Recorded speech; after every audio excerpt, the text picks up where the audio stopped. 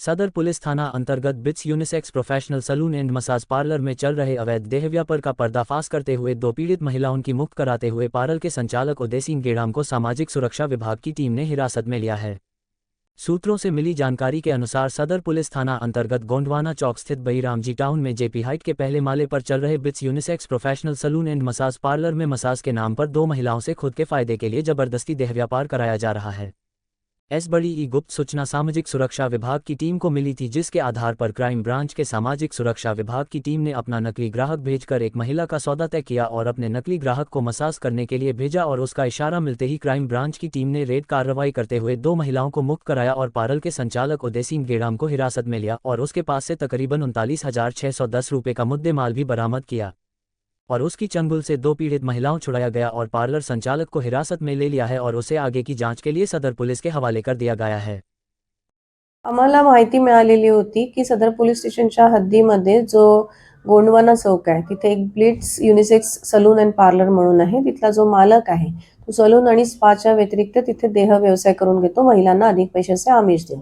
ही माहिती मिळाल्यानंतर त्या माहितीला आम्ही व्यवस्थितपणे तपासणी केली आणि ती माहिती खरी असल्याची आम्हाला खात्री झाल्यानंतर अनैतिक व्यापार प्रतिबंधक कायदा कलमाच्या तरतुदीनुसार आम्ही 2 पंचांना बोलवलं आणि एक बोगस ग्राहक पंटर म्हणून आम्ही तिकडे पाठवला। त्यानंतर त्यानुसार आम्हाला जी हकीकत माहिती मिळालेली होती ती खरी असल्याचं लक्षात आलेलं आणि अनैतिक व्यापार प्रतिबंधक कायद्यानुसार आम्ही संपूर्ण तिथे कारवाई केली।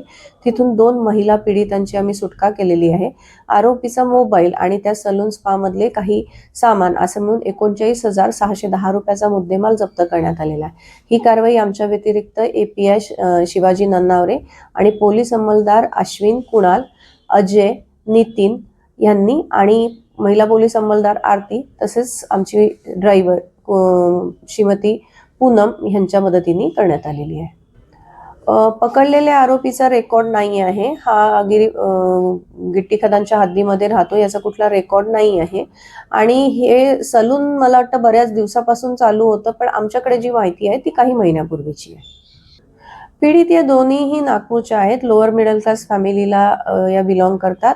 त्याच्यामुळे या नेहमीच नवीन 4-4, 6-6 महिने एका ठिकाणी काम करतात आणि अधिक पैसे जिथे मिळतात त्या ठिकाणी काम करण्याचा त्यांचा हे असतो। त्यानुसार या आरोपींनी जे त्यांना सांगितलं की 10,000 रुपये पगार आणि त्या व्यतिरिक्त तुम्हाला कस्टमरकडून अधिकाधिक टिप मिळेल आहे, तर त्यानुसार त्यांना एक 30,000च्या जवळपास इन्कम मिळतं असं त्यांचं म्हणणं होतं आणि त्यामुळे त्या आरोपीच्या सांगण्यावरून त्यांनी हा व्यवसाय करायला तयार झालेले होते।